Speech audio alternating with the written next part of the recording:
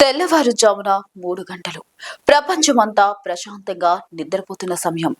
కానీ ఆ ఫ్యాక్టరీలో ఉన్న నలుగురు కార్మికులకు మాత్రం అది తమ జీవితంలో చివరి రాత్రి అవుతుందని ఊహించలేదు. ఒక్కసారిగా వినపడిన భారీ శబ్దం, ఆకాశాన్ని తాకిన మంటలు. అసలు విశాఖ పరవాడ ఫార్మసిటీలో ఆ రాత్రి ఏం జరిగింది? ఇద్దరు యువకులు ప్రాణాల్లో బలి తీసుకున్న ఆ ఘోర ప్రమాదం వెనుకున్న అసలు కారణం ఏంటి?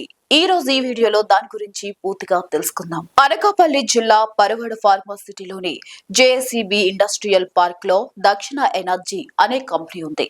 ఇది ప్లాస్టిక్ వ్యర్థాలను రీసైకిల్ చేసి పెరాల్సిస్ ఆయిల్ గా మార్చే పరిశ్రమ. ఎప్పట్లాగే ఆ రోజు కూడా నైట్ షిఫ్ట్ డ్యూటీ జరుగుతుంది. ప్లాస్టిక్ నిల్వలు, భారీ మిషనరీ మధ్య కార్మికులు పనిచేస్తున్నారు. సరిగ్గా తెల్లవారుజామున కెమికల్స్ ఉన్న ఒక భారీ స్టోరేజ్ ట్యాంక్ ఒక్కసారిగా పేలిపోయింది. కంపెనీలో భారీగా ప్లాస్టిక్ స్కాప్ ఉండడంతో ఆ మంటల క్షణాల్లో ఫ్యాక్టరీ అంతా వ్యాపించాయి. అక్కడ ఉన్న వారికి ప్రాణాలు కాపాడుకోవడానికి కనీసం సమయం కూడా దొరకలేదు. ఈ ప్రమాదం ఎంత భయంకరమైందంటే అచ్యుతాపురం ప్రాంతానికి చెందిన వేపాడ వెంకటేష్ 24 సంవత్సరాలు, త్రినాథ్ 27 సంవత్సరాలు ఈ ఇద్దరు యువకులు ఆ మంటల్లో చిక్కుకుని అక్కడికక్కడే సజీవ దహనమయ్యారు. కేవలం 20 ఏళ్ల వయసులో కుటుంబానికి ఆసరాగా ఉంటారనుకున్న ఇద్దరు యువకులు ఇలా బూడిదైపోవడం స్థానికంగా అందరినీ కన్నీరు పెట్టించింది. మరో ఇద్దరు కార్మికులు తీవ్ర గాయాలతో ఆసుపత్రిలో ప్రాణాలతో పోరాడుతున్నారు. ప్రమాదం జరిగిన వెంటనే ఫైర్ సిబ్బంది వచ్చి దాదాపు 4 గంటల పాటు పోరాడి మంటల అదుపులోకి తీసుకొచ్చారు.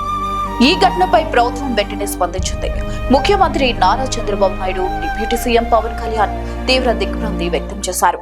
హోంమంత్రి వంగలపూడి అనిత స్వయంగా అధికారులతో మాట్లాడి బాధితులకు తక్షణ సాయం అందించాలని ఆదేశించారు. అయితే ఇక్కడ తలెత్తుతున్న ప్రశ్నలు ఏంటంటే, అసలు పరిశ్రమలో సేఫ్టీ ఆడిట్ సరిగ్గా జరుగుతుందా?